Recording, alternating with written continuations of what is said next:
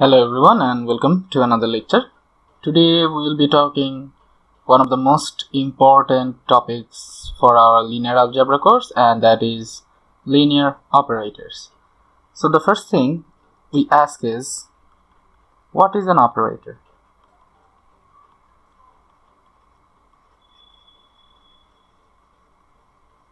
The answer is, as you can guess, that operator is something that will operate on something, right? And in the notion of our Dirac notation or the bracket notation, we say that an operator is something that acts on a ket and returns another ket. That is, if you have some operator as omega and you have a ket, let's say v, so this v is an abstract ket vector. Remember, we are not using any representation right now, so we are just working in this abstract notation, and this is our operator, this omega. So it acts on v or ket v and it will return another ket. Let's call this v prime. So this is v prime. Okay, so sorry, that should be a pencil. Yeah.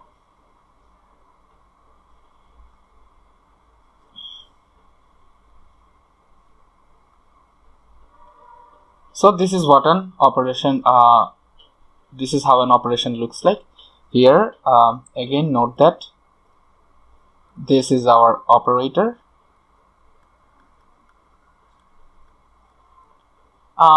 In some textbooks, they also use a hat, but let's not do that, especially in quantum mechanics book, whether when they try to distinguish variables from operators, they use a hat like this. But here we don't need this, so let's get rid of it.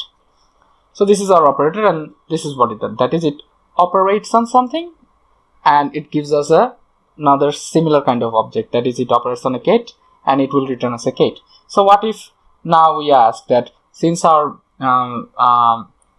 we have a counterpart for kets, that is, we also have bra vectors.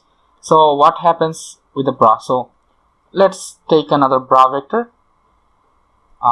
Let me choose another color. Yeah.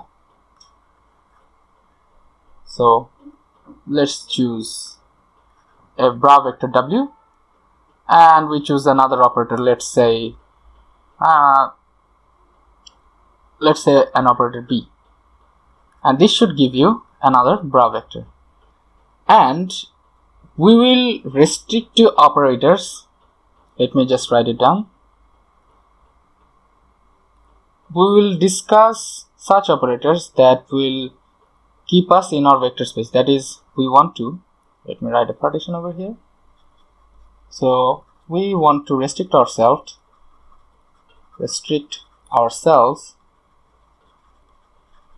in this to operators that takes a vector from some vector space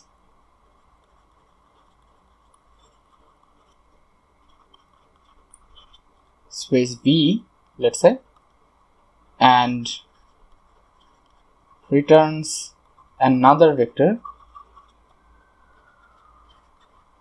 in the same space.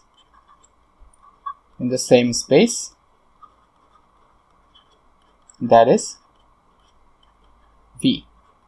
So we want those kind of operators that will take some vector from a vector space, it will operate on it, it will transform it, and the output, that is this v prime, will also lie in the same vector space.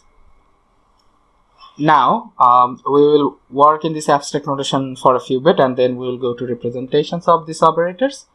So the next thing I want to assert today is that since we are dealing with linear operators and we have already defined what is an operator, so the next question comes, what is linearity in operator, or what is so linear in an operator, right? So let's try to answer that. Linearity will correspond to the following. Let's say you have an operator omega, and you have a linear combination of a vector that's written as v is equals to, let's say, a1 and b2, just like this. So when you act on v with omega, this will be the following.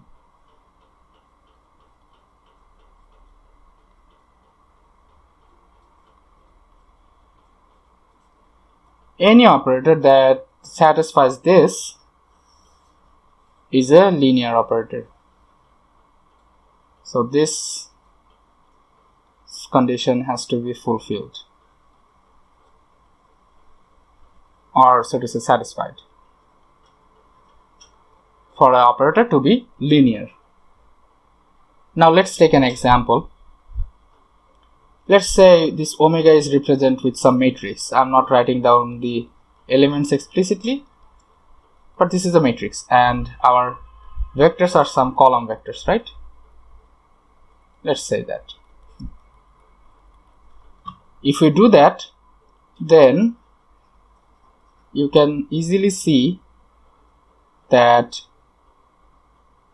this vector, we need to look at that, because this was a1 and this was, a and b. So if I do this, then this is just this matrix over here with its elements, and here you have one column vector, and it and here there is a scalar a, and there is a scalar b and the other elements, and you can see easily that this matrix over here will go on and act on this column vector and will give us another column vector, because the matrix multiplication is well defined here, and this scalar can be taken out, this a can be taken out, and similarly for this part as well. So this is one example of a linear operator, and this is for what we will see next is that this is a finite dimensional case. That is, whenever we can represent a linear operator with matrices, that will correspond to a finite dimensional case. When we are dealing with infinite dimensional case, that linear operator will correspond to a differential operator. So let me just write it down for now, and I will give you guys the reason a bit later. So this is a finite dimensional case, and by dimension I mean the dimension of the vector space. Okay, if you recall from calculus,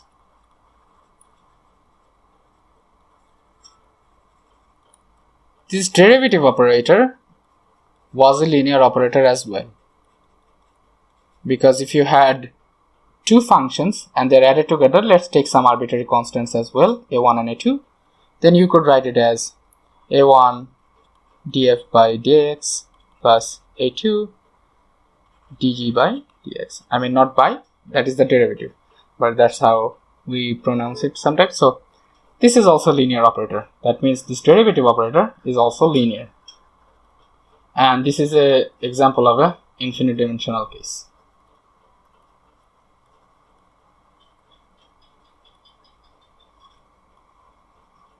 This is an example from an infinite dimensional case, and now I want to justify. By justify I mean not mathematically rigorously, but just try to give a motivation on why we can represent the finite dimensional operators through a matrix representation, and for the infinite dimension, why we are calling it a derivative operator. So let's try to motivate our claims. Motivation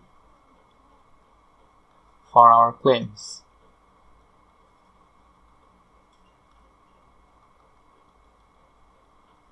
So, okay, here So first take the finite dimensional case.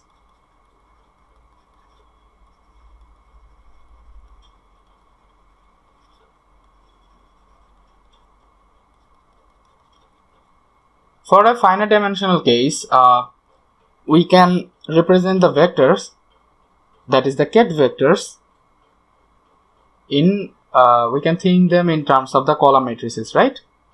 And if you want, you can write down any vector, let's say v, in terms of v1 1, v2 2, v3 3, and so on. Let's say vn n.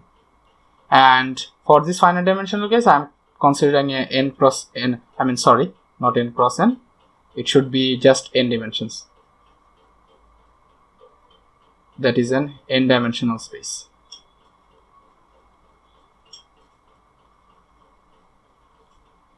Now this is a vector, right? And this v1 v2, these are components, and I'm taking this 1 2 3 as the basis vectors, or you can say orthonormal basis vectors, but I'm just calling them basis vector. So what will happen now is that if you want to act an operator omega upon v, because this is a linear operator, what will happen is that it will act on these basis vectors. Oops, sorry.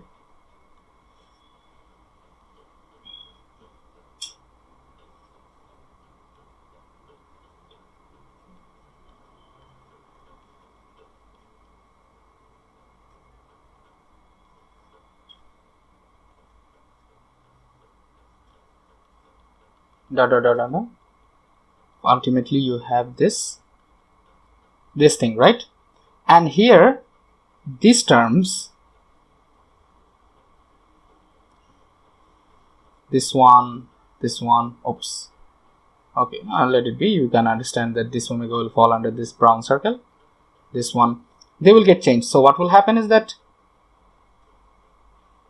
we will have this v1, and now we'll have 1 prime, we'll have v2, and we'll have 2 prime, and so on, vn n prime, right? So what is happening is that these bases are getting transformed, that is, their fate has changed. And if you write this whole thing as a, that is this one as v prime, not only you need to know how the basis changed, which okay, just let me write it down so that you can compare. Basis changed, this will correspond to n number of informations.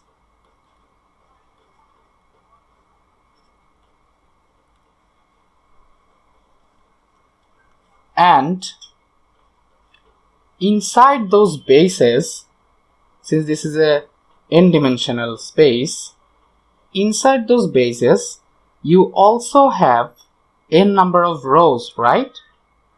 So for each and every basis vector, you need to know how these elements of these n rows are changing as well. So for each vector you need n information, and there are n basis vectors, right? So for each of them you need n number of information, that is those n rows. Okay, let me just write it down so that you can understand it better. So this basis change will correspond to this 1 prime, 2 prime, etc. And now how these elements are changing, elements inside a basis, that will also correspond to this n information.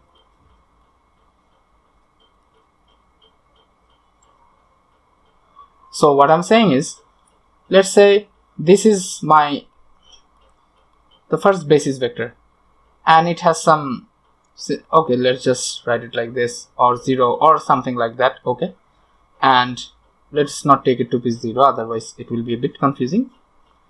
So it will have some elements here, over here, as columns.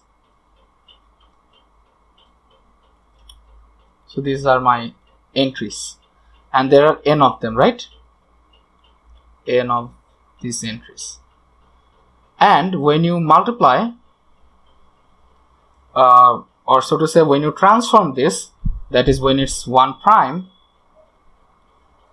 oops,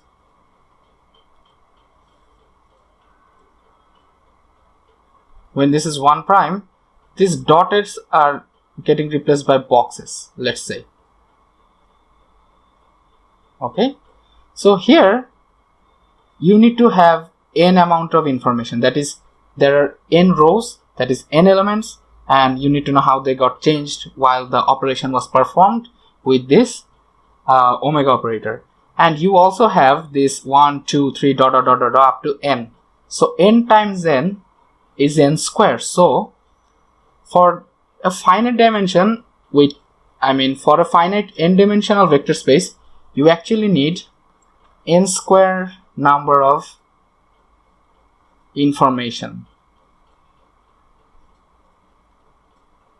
to know what this omega does, to know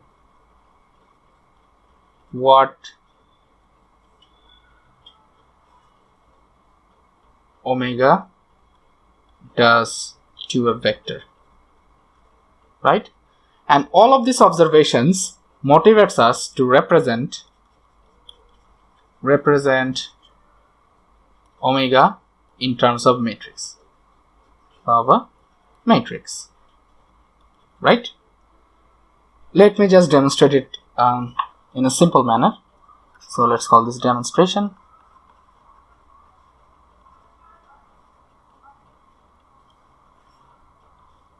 So let's say I have a vector v written in terms of the orthonormal basis vectors vi and I, like this, right? And now what do I want to do? I want to apply omega onto v, and I'm calling this v prime, let's say. So how to do it? Let's try to start from here, that is we want to write this as omega times I, sorry, not times I, but this is a summation where I is this index. And notice that I'm not writing down this I equals to 1 to n. This is not necessary because from the context it is clear that we are talking with finite dimensional vector space, so I'll just get rid of them.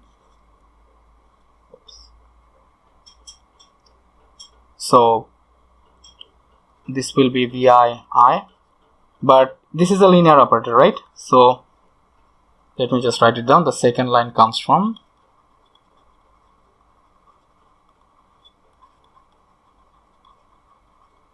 linearity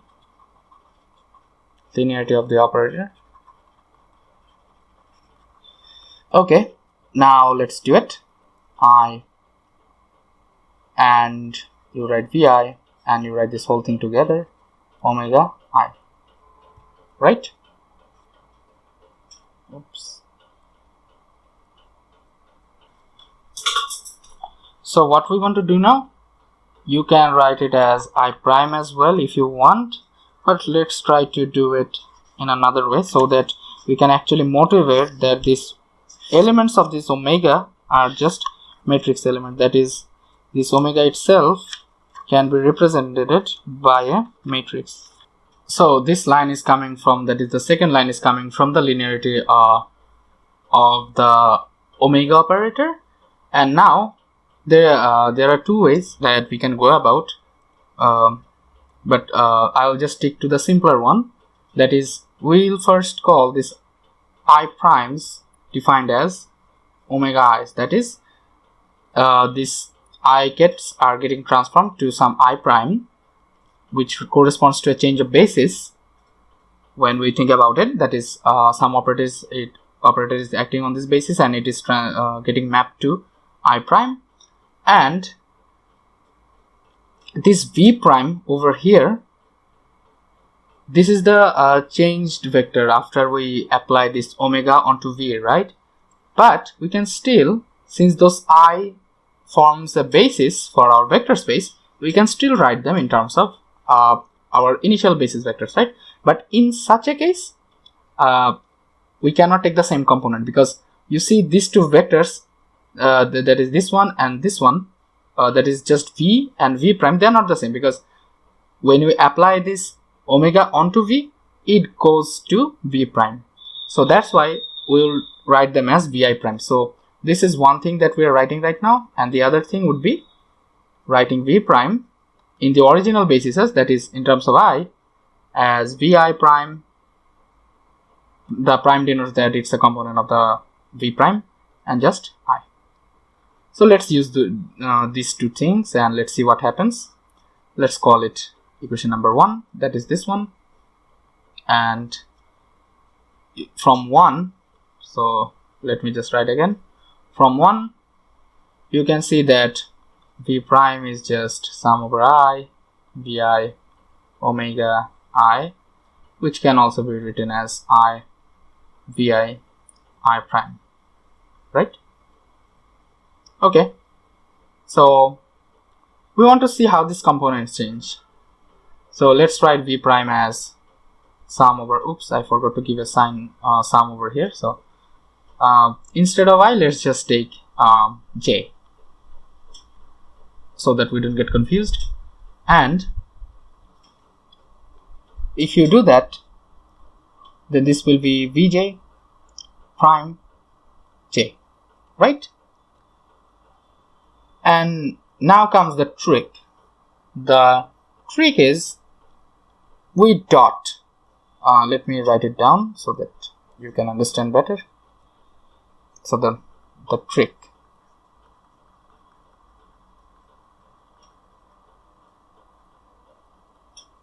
Dot both sides. Okay, let's call this equation 2. Both sides of equation 2 with bra of j.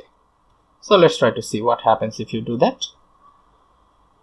So again, let's switch back colors. So after dotting, by dotting I mean taking inner product. So this is j, v of j prime, this is bracket of j, you have sum over I over here, and you have v of I, and you have j and I prime, right? But this is what? This bracket of j is just delta jj, right? And this is just 1, so this will ultimately collapse into v of j prime, and here you have I, v of I, and here now expand this I prime, that is write it in terms of omega, right? Omega and the original thing. And if you just, since this is a number, and more organized way to write this would be I j omega I v of I, right? And finally you can write it like this, omega ji vi. This is similar to a matrix multiplication.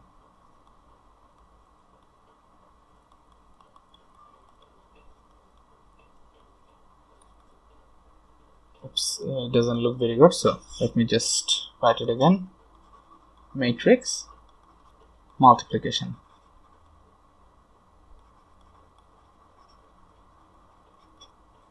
So this is the thing that motivates us, that when there is a finite dimensional vector space, we can represent our operator, that is omegas, through matrices. And if you want to see how this thing looks, a very nice picture would be something like this. Let's say you have v1, v2.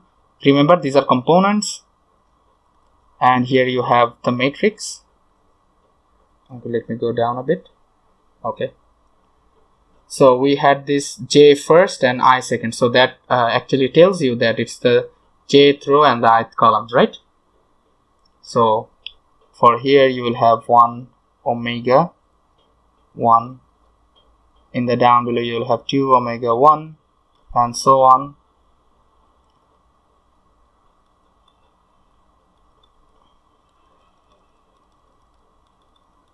And here you will have n omega n. Here you will have 1 omega n. and so on and so forth. And here you will have, okay, there is a prime missing over here, sorry for that, and you will have v1, v2, v3, da da da da da. So from here you can also learn a new representation, that is the new notation, that the matrix elements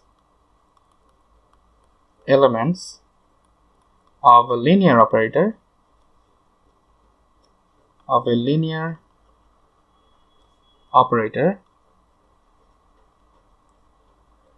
can be given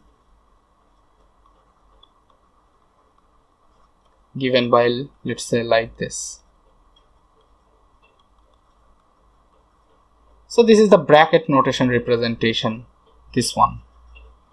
This is the bracket notation or direct notation representation of this linear operator, and this is the index notation, where this corresponds to the row and this corresponds to the column. So this is this completes our motivation for representing our operators in finite dimensional vector space as matrices. And for the infinite dimension, I will just give a very short review or a short discussion. So whenever there is infinite dimension, what happens is that we have to know not a finite but infinite amount of information. Take for example, if you want to know behavior of this f of x, you have to know all the x's and all the f of x's, right? And this is similar to finding information about an infinite dimensional space, and it is similar to this functions, that is let's say I'm taking x from all the real numbers, that is from minus infinity to plus infinity or something like that, and you have to know each and every point, and between 2 points you can have infinitely many points. So that's like knowing knowing infinite amount of information to know everything about this pair, that is x and f of x, right? And that's why here you can have linear operators like this differential operators.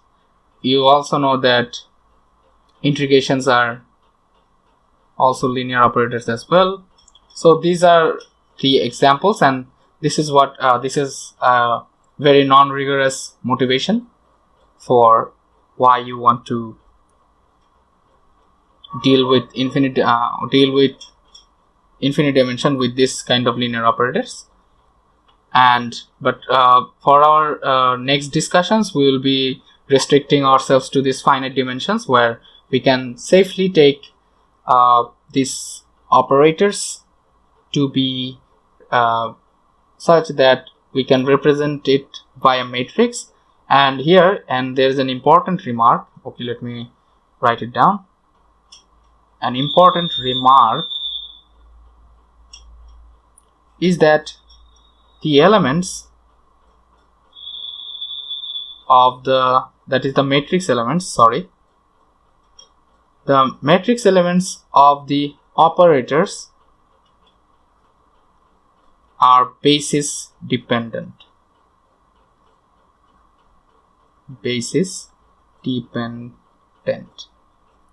So this is an important remark to keep in mind, and hopefully we'll discuss more when we talk about these linear operators in the next lectures. So until then, stay safe and thank you.